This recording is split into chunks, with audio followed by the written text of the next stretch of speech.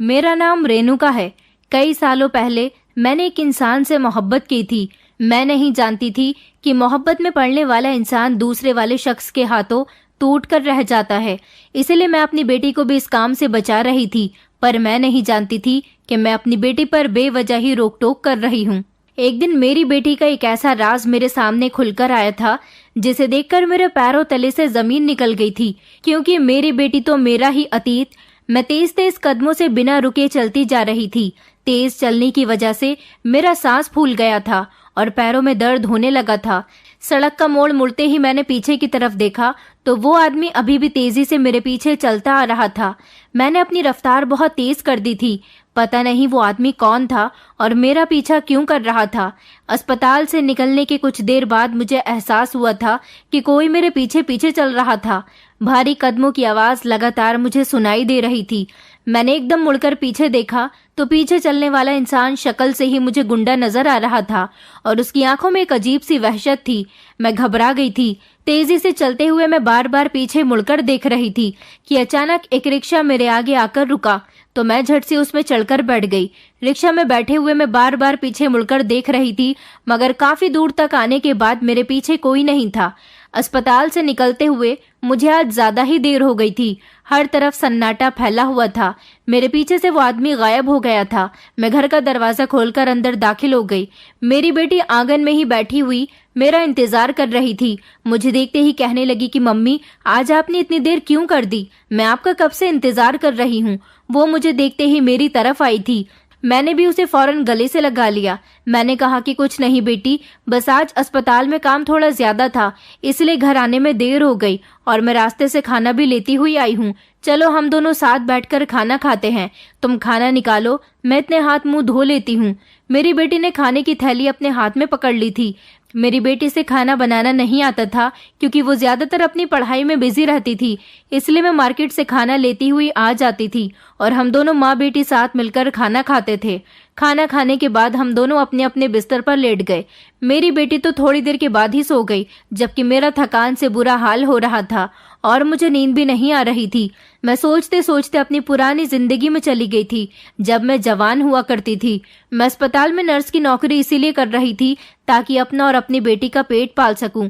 मेरी बेटी 2 साल की थी जब उसका पिता मुझे छोड़कर भाग गया था, क्योंकि मैंने अपने पति के साथ मोहब्बत से शादी की थी। मैं अपने माता पिता के पास भी वापस नहीं जा सकती थी क्योंकि वो तो पहले ही मेरी शादी के खिलाफ थे, मगर मैंने सबके खिलाफ जाकर सुमित से शादी की थी। सुमित एक अमीर फैमिली से बिलोंग करता था और मैं उसकी दौलत पर ही मर मिटी थी, क्योंकि मैं थी एक मिडिल क्लास फैमिली की रहने वाली लड़की। सुमित और मेरी मुलाकात बीच बाजार में हुई थी। मैं अपनी मम्मी के साथ कुछ सामान खरीदने के लिए गई थी और फिर मम्मी और मैं बाजार से वापस लौट रहे थे जब मेरी मम्मी को एक कार वाले ने जोरदार टक्कर मार दी थी। मेरी मम्मी रास्ते में घायल हो गई थी और उठकर उनसे चला भी नहीं जा रहा था। कार वाला तो फौरन ही वहां से भाग गया था।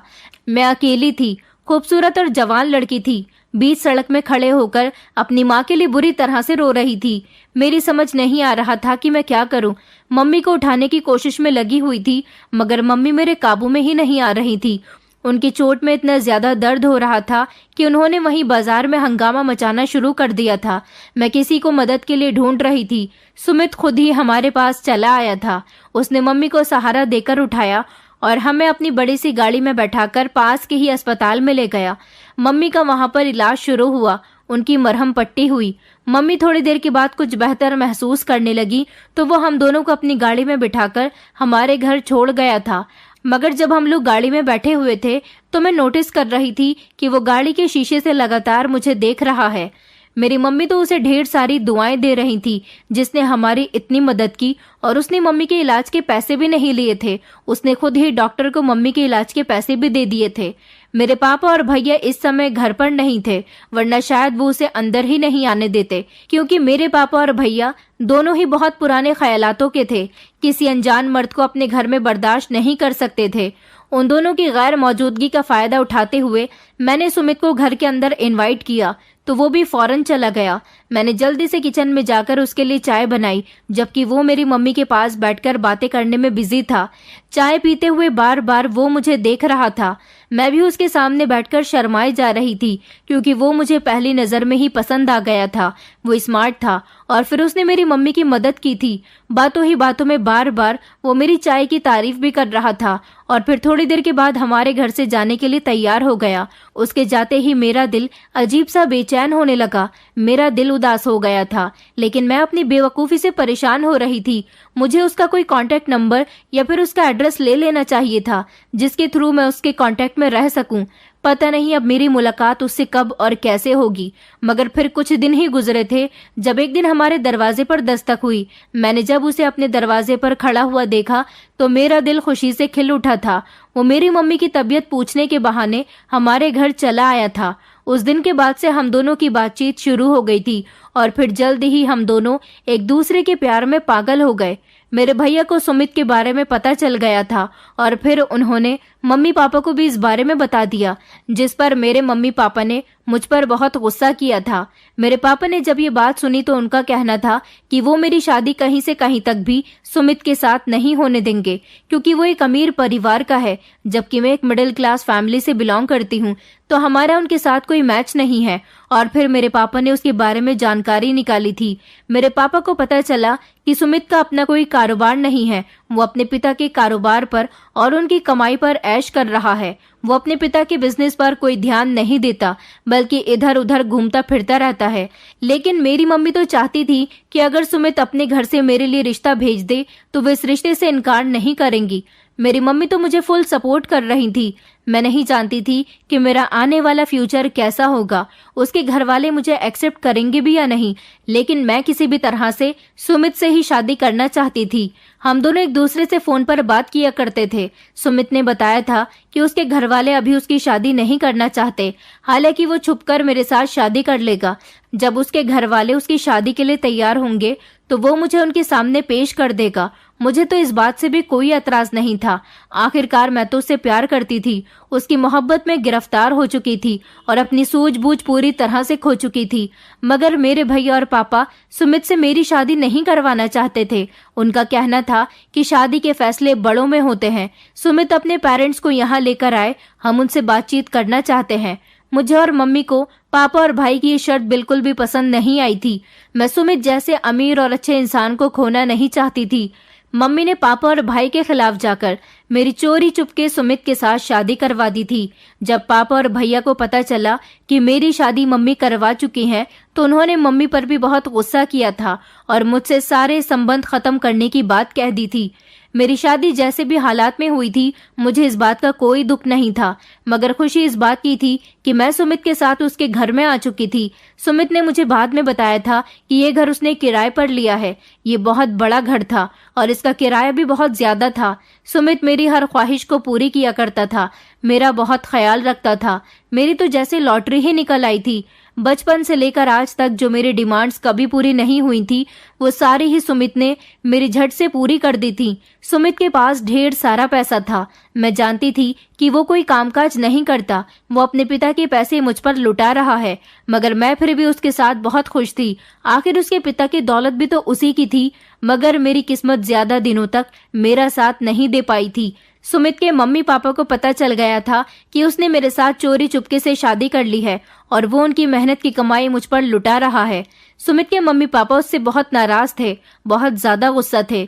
इसलिए उन्होंने अपने बेटे से बदला लेने के लिए उसके जेब खर्च पूरी तरह से बंद कर दिया था।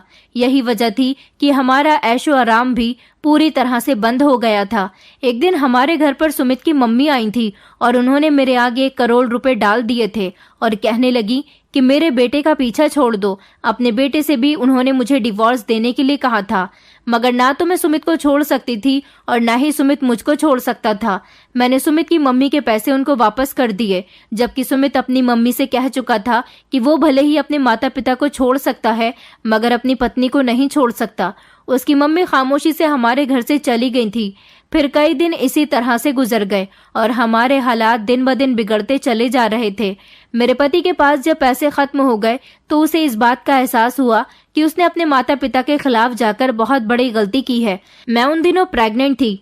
मेरे पति को इस बात की बहुत खुशी थी और बस इसी वजह से वो मुझे डिवोर्स नहीं दे सकता था। ये बात सुमित के मम्मी पापा को भी पता चल गई तो उन्होंने कहा कि हम किसी भी हाल में तुम्हारे बच्चे को एक्सेप्ट नहीं करेंगे। उन्होंने सुमित पर दबाव डाला था कि सुमित मेरा अबॉर्शन करवा दे। सुमित जानता था कि मैं कभी भी इस बात के लिए राजी नहीं होंगी और वो खुद भी इस बात के हक में नहीं था। सुमित ने अपने मम्मी पापा की कोई बात नहीं मानी। फिर मजबूरन उसके मम्मी पापा खामोश हो गए थे, मगर उन्होंने एक शर्त रख दी थी कि अगर सुमित को अपना रुतबा, ऐशो आराम, अपनी प्रॉपर्टी में हिस्सा वापस चाहिए तो इस बच्चे के जन्म से पहले ही वो मुझे डिवोर्स दे दे, वरना सारी जिंदगी अपनी शक्ल उन्हें ना दिखाए। इस परेशान हालात और पैसे की तंगी में मैं बड़ी मुश्किल में अपनी प्रेगनेंसी के दिन पूरे कर रही थी। मुझे उम्मीद थी कि बच्चे के जन्म के बाद सब कुछ ठीक हो जाएगा और फिर सुमित भी मेरा साथ कभी नहीं छोड़ेगा। उसके पेरेंट्स भी एक न एक दिन मान ही जाएंगे। 9 महीने पूरे होने के बाद मैंने एक प्यारी सी बेटी को जन्म दिया था। मैं अपनी बेटी को जन्म देने के बाद बहुत खुश थी। मैंने अपनी बेटी का नाम अपने ही नाम से मिलता हुआ रखा था, अनुष्का। मेरा पति भी अनुष्का से बहुत खुश था और उसे बहुत प्यार करता था। पहले तो जैसे तैसे गुजारा हो रहा था। सुमित के अकाउंट में जो थोड़ी बहुत रकम थी वो अनुष्का के जन्म के समय खर्च हो चुकी थी। अब सुमित के पास कुछ भी नहीं था, जबकि घर के खर्च बढ़ चुके थे। ऊपर से घर का किराया भी देना होता था। उस बच्चे की जरूरत भी पूरी करनी थी। घर का 5 महीने से किराया भी नहीं दिया था। इस घर का मालिक भी अब अपने पैसे मांगने लगा था, मगर सुमित को तो जैसे कोई फिक्र ही नहीं थी। वो सारा दिन घर में ही पड़ा रहता था। उसने अपने माता पिता से कह दिया था कि वो उसे कारोबार करने के लिए थोड़े से पैसे दे दें, वो बाद में लौटा देगा। मगर उसके मम्मी पापा ने तो उसकी किसी परेशानी को नहीं समझा था और उसे कुछ नहीं दिया था। वो चाहते तो उनका बेटा अपना बिजनेस शुरू कर सकता था, मगर उन लोगों ने तो अपने बेटे को 1 रुपया देने से भी इनकार कर दिया था। और उस सब की वजह मैं थी, क्योंकि उसने मुझसे जो शादी की थी। लेकिन मैं ये नहीं जानती थी कि मेरी मोहब्बत का अंजाम इतना बुरा होने वाला है। मैंने सुमित से कहा था कि वो कहीं पर नौकरी कर ले, लेकिन नौकरी करना सुमित के बस की बात नहीं थी। उसने बचपन से ही अपनी जिंदगी ऐशो आराम से गुजारी थी। इकलौता होने की वजह से वो अपने माता पिता का बहुत लाडला था। उसके मुंह से निकलने वाली हर डिमांड पूरी हो जाती थी।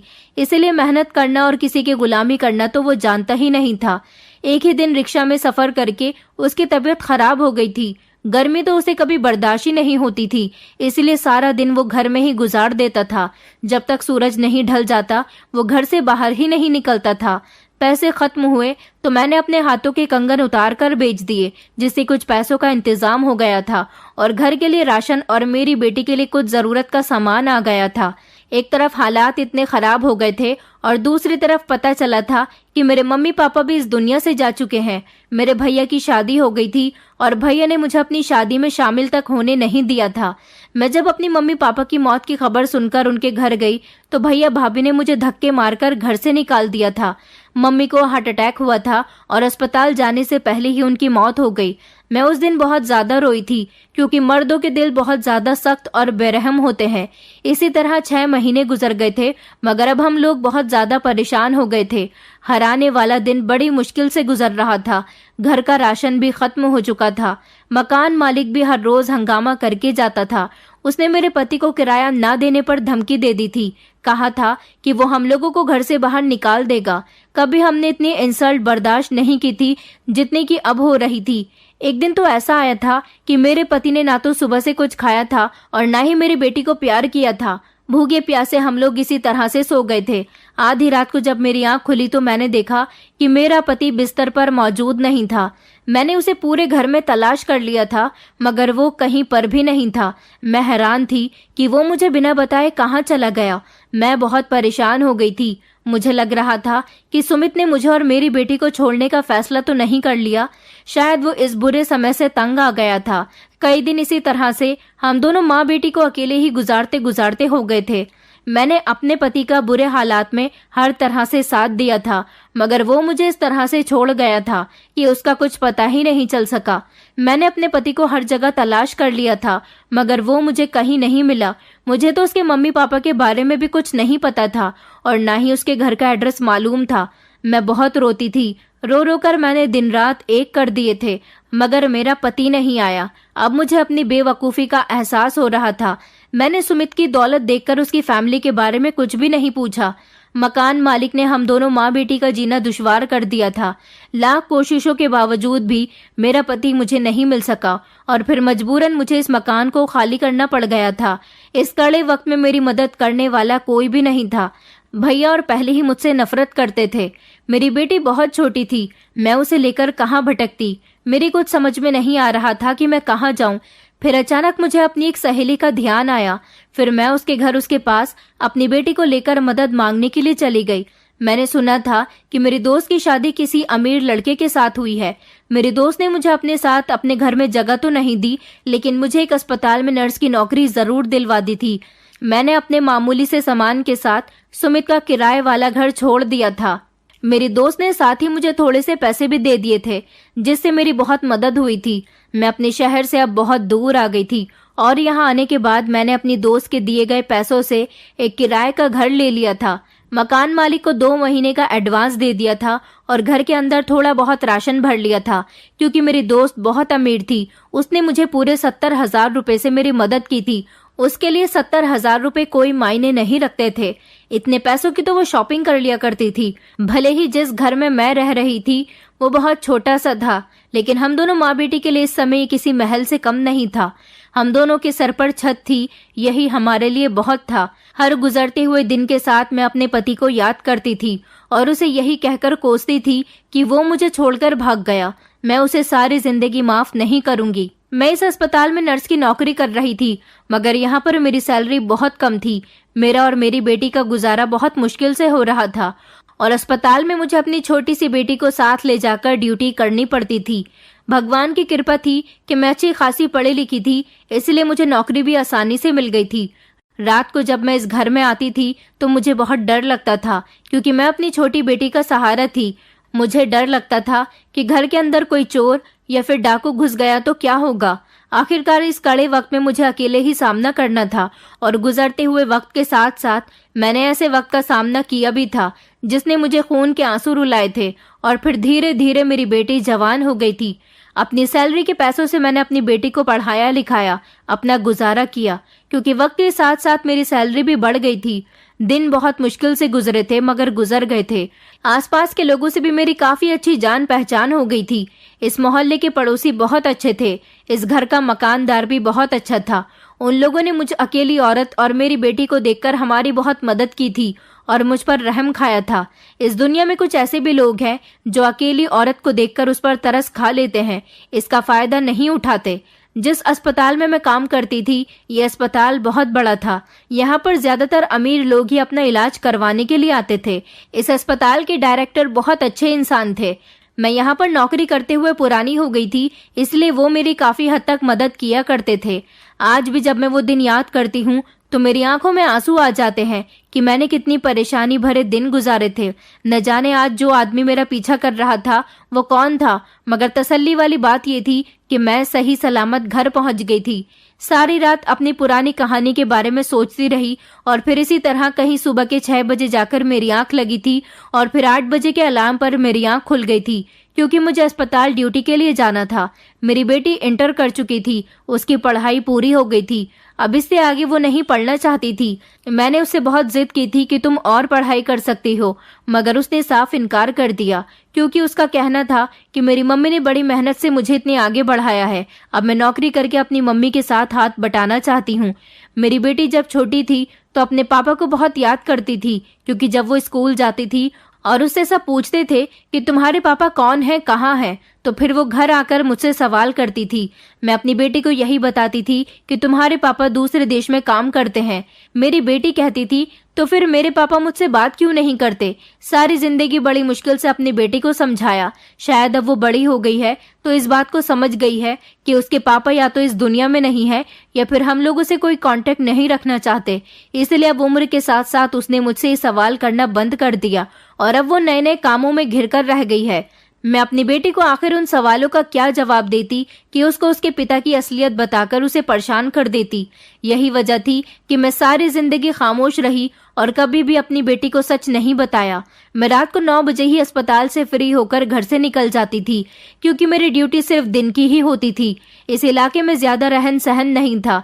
यही वजह थी कि अस्पताल के आसपास का इलाका बहुत सुनसान वाला रहता था, लेकिन यहाँ पर ऑटो रिक्शा आसानी से मिल जाते थे। उस दिन मैं अस्पताल से देर से निकली थी। वो आदमी अस्पताल के पास ही खड़ा हुआ था। उसके गेटअप से ऐसा लग रहा था कि वो कोई गुंडा मवाली है। शायद वो सिगरेट पीने के लिए बाहर खड़ा था। मैंने उस पर ज्यादा ध्यान नहीं दिया था और रिक्शा की तलाश में आगे बढ़ने लगी। कुछ देर चलने के बाद मुझे अपने पीछे किसी के चलने की आहट सुनाई दी। वो आदमी मेरे पीछे चला आ रहा था। मैं हैरान थी कि इतने सालों में ऐसा कभी नहीं हुआ था। मैंने उसी दिन फैसला कर लिया था कि मैं कभी भी अस्पताल से देर से वापस नहीं आऊंगी और छुट्टी होते ही घर के लिए निकल जाया करूंगी। मुझे अस्पताल में नौकरी करते हुए कई साल बीत चुके थे। अब मेरी उम्र हो गई थी। कहने को तो मेरी एक ही बेटी थी, मगर सारी जिंदगी मैंने अपनी बेटी की परवरिश करने के साथ साथ परेशानियों से भी सामना किया था। शायद इसीलिए मैं अपनी उम्र से ज्यादा बड़ी हो गई थी। अगले दिन अस्पताल में मेरी तबीयत मुझे ठीक नहीं लग रही थी, इसलिए मैं दवा खाने के बाद छुट्टी लेकर अपने घर आ गई थी ताकि घर जाकर आराम कर सकूं। मेरे घर में ताला लगा हुआ होता था, क्योंकि मेरी बेटी शाम के टाइम पर ही घर में दाखिल होती थी। मेरे आने से थोड़ी देर पहले ही सारा दिन वो अपनी एक दोस्त के यहाँ होती थी। मेरी बेटी घर में अकेली ना रहे, इसलिए मैंने उसे परमिशन दे दी थी कि वो अपनी दोस्त के यहाँ चली जाया करे। वो लड़की उसकी बचपन की दोस्त थी, इसलिए दोनों ज्यादातर समय एक दूसरे के साथ ही गुजारती थी। अब जब मैं जल्दी घर आई तो हमारे ही पड़ोस वाली एक औरत मेरे घर के दरवाजे पर खड़ी हुई थी। उसने मुझे एक ऐसी बात बताई जिसे सुनकर मेरे होश उड़ गए। उसने कहा था कि आज तुमसे मिलने के लिए तुम्हारा कोई रिश्तेदार आया था। वो तुम्हारी बेटी से मिलना चाहता था, मगर घर में ताला लगा हुआ देखकर चला गया। मैंने कहा कि सब लोग रात को आएंगे, सारा दिन घर में ताला ही लगा हुआ होता है। मैं तो ये बात सुनकर हैरान रह गई थी, क्योंकि मेरा तो कोई रिश्तेदार ही नहीं था और आज तक हमसे कभी कोई मिलने नहीं आया था। वो आदमी वापस चला गया था। न जाने क्यों मेरा ध्यान उसी आदमी की तरफ चला गया था जो मेरा पीछा कर रहा था। मैं फिर भी सारी बात को इग्नोर करते हुए अपने घर के अंदर आ गई थी। मैंने अपनी बेटी को कॉल कर दी थी। वो भी जल्द ही घर आ गई और मुझसे पूछने लगी कि मम्मी, इतनी जल्दी क्यों आ गई हो आप? तो मैंने उसको बताया कि बेटा, मेरी तबीयत ठीक नहीं है। मेरी बेटी जिद करने लगी कि अब आपकी तबीयत खराब रहने लगी है, इसलिए आप घर बैठकर आराम करो और मैं आपकी जगह नौकरी करती हूँ। मगर मैं नहीं चाहती थी कि मेरी बेटी अकेले ही मेहनत करे।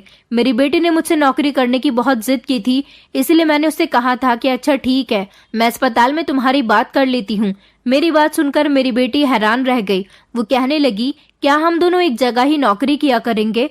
मैंने कहा, हाँ, मैं चाहती हूँ कि तुम मेरी नजरों के सामने रहो। हम दोनों मिलकर वहां पर नौकरी किया करेंगे। इस तरह मुझे तुम्हारी फिक्र भी नहीं रहेगी और तुम मेरी आंखों के सामने भी रहोगी। मेरी बेटी कहने लगी, मगर मम्मी, मैं चाहती हूँ कि आप घर में रहकर आराम किया करो और मैं नौकरी पर जाया करूँ। अगर आप मुझे अस्पताल में ही भेजना चाहती हो तो मैं अस्पताल में ही नर्सिंग कर लूंगी, लेकिन आपको घर रहकर अपनी सेहत पर ध्यान देना होगा। सारी जिंदगी आपने मेहनत की है। मैंने अपनी बेटी से कहा कि अब मैं इतनी भी बुढ़िया नहीं हुई हूँ कि मेरी जवान बेटी काम पर जाया करे और मैं घर में रहूं। अस्पताल में हम दोनों एक साथ काम करेंगे। तुम मेरा ख्याल रखना और मैं तुम्हारा ख्याल रखा करूंगी। इसी तरह कुछ दिनों के बाद से ही मेरी बेटी ने मेरे साथ अस्पताल में जाना शुरू कर दिया था। अब हम दोनों माँ बेटी वहां पर नर्स की नौकरी किया करते थे और फिर रात को भी एक साथ घर आते थे।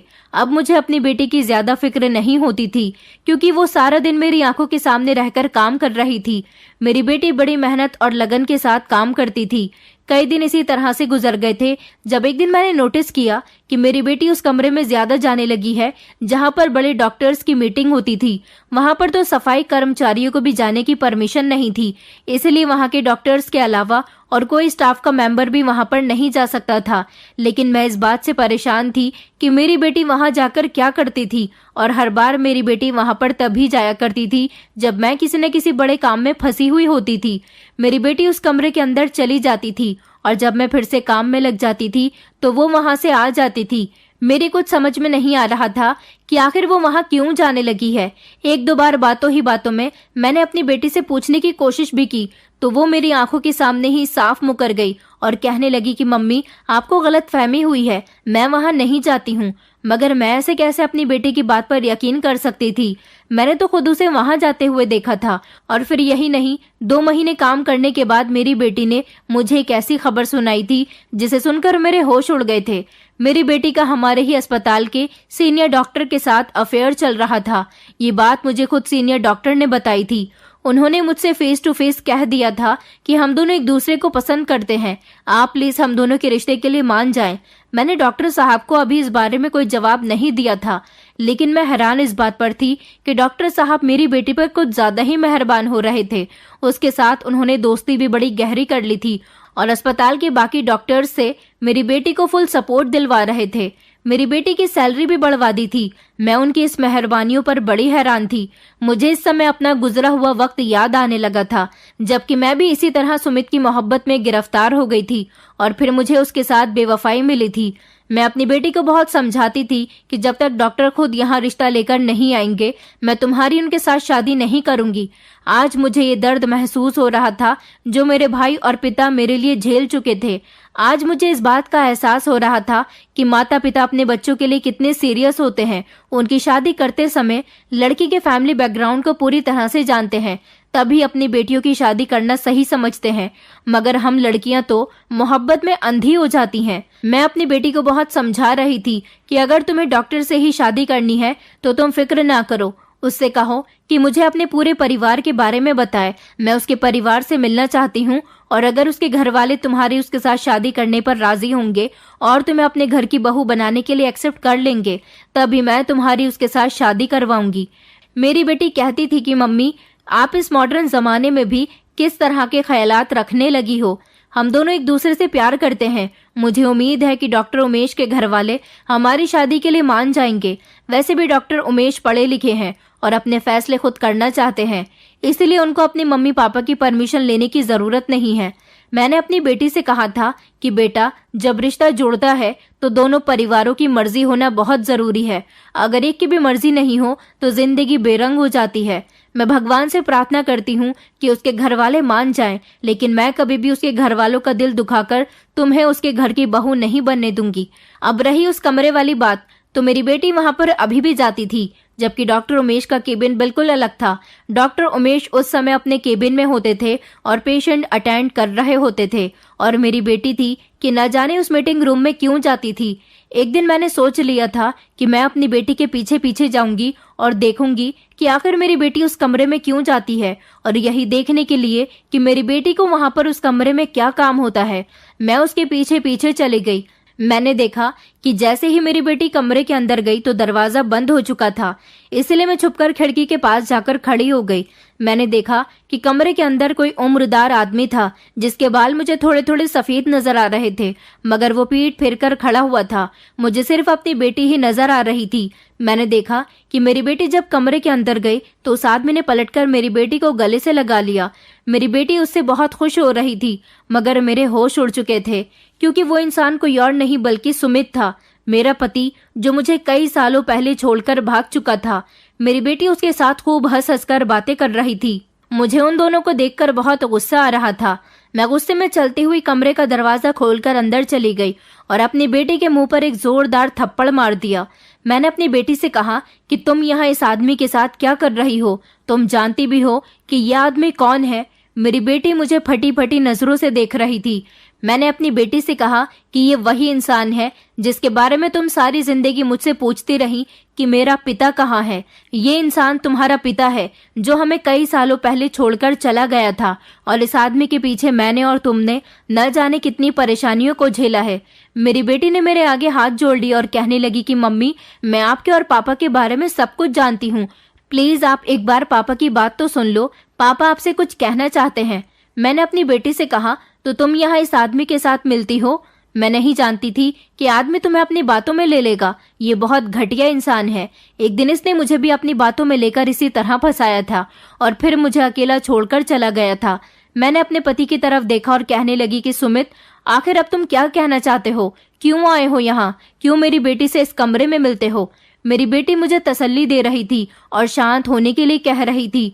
मेरा पति कहने लगा कि शांत हो जाओ। मैं जानता हूँ कि मैं तुम्हारा और अपनी बेटी का मुजरिम हूँ, लेकिन तुम भगवान के लिए एक बार सुकून से बैठकर मेरी बात तो सुन लो, फिर तुम्हारी जो मर्जी चाहे वो करना।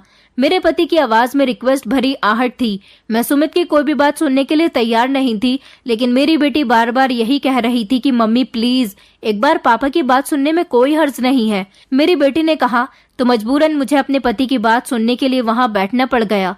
मैंने अपने पति की तरफ देखकर कहा कि कहो, तुम अपनी सफाई में अब क्या कहना चाहते हो। सुमित ने बोलना शुरू किया तो उसकी आवाज में दर्द के सिवा कुछ भी नहीं था। उसने मुझसे कहा कि उस दिन आधी रात के समय जब हम सब लोग सो रहे थे, तब अचानक मेरे मोबाइल पर पापा की कॉल आ गई। पापा मुझसे कहने लगे कि बेटा जल्दी से घर वापस आ जाओ, तुम्हारी मम्मी की बहुत तबीयत खराब हो गई है, वो बार बार तुम्हें याद कर रही है। मैंने तुम्हारी तरफ देखा तो तुम आराम से गहरी नींद में सो रही थी। मैंने सोचा कि मैं सुबह आकर तुम्हें ये बात बता देता हूँ, अभी तुम्हें सोने देता हूँ। मैं खामोशी से अपने मम्मी पापा के पास चला गया था, क्योंकि मैं अपनी मम्मी की तबीयत के बारे में सुनकर उस समय बहुत घबरा गया था। जैसे ही मैं घर गया तो देखा कि पापा उनके लिए बहुत परेशान थे। मैं मम्मी के पास गया तो वो मुझे देखकर रोने लगी और कहने लगी कि मैं तुम्हें कब से याद कर रही हूँ बेटा। अभी मैं उन दोनों के पास बैठा ही था कि पापा ने नौकर से कहा कि मेरा बेटा आया है, इसको एक गिलास पानी तो पिला दो। नौकर जैसे ही पानी का गिलास लेकर आया तो मैंने पानी पी लिया और उसके बाद मैं अपनी मम्मी के पास बैठा रहा। उनसे अपने किए की माफी मांग रहा था कि मुझे माफ कर दीजिए, मैं आप लोगों से दूर हो गया, मगर आपने भी तो मुझे दूर कर दिया। मम्मी कहने लगी कि नहीं बेटा, हमने तुम्हें दूर नहीं किया, तुम फिक्र मत करो, एक दो दिन में मैं तुम्हारी पत्नी और बेटी को यहाँ पर बुला लूंगी, आखिर वो हमारा ही तो खून है। मुझे लगा कि मेरी मम्मी पापा को इस बात का एहसास हो गया है कि उन्होंने अपने बेटे से दूर होकर बहुत बड़ी गलती की और अब वो लोग अपनी गलती सुधारना चाहते हैं। उन्होंने मुझसे कहा था कि हम तुम्हारी बेटी और पत्नी को एक्सेप्ट कर लेंगे और इस घर में ले आएंगे। अभी हम लोग यही बातें कर रहे थे कि अचानक मुझे चक्कर आने लगे, मेरी आंखों के सामने अंधेरा आने लगा। मेरी कुछ समझ नहीं आ रहा था कि मेरे साथ ये सब कुछ क्यों हो रहा है, मगर फिर जब मैं बेहोश हुआ तो फिर होश में कब आया मुझे कुछ पता ही नहीं था। मैं पिछले 3 दिन के बाद होश में आया था। मुझे मेरे मम्मी पापा ने एक कमरे में बंद कर दिया था और इसके बाद फिर मुझे उन लोगों ने एक ऐसी दवाई दी जिससे मैं बीमार हो गया। मेरी हिम्मत नहीं थी कि मैं चल सकूं। उन लोगों ने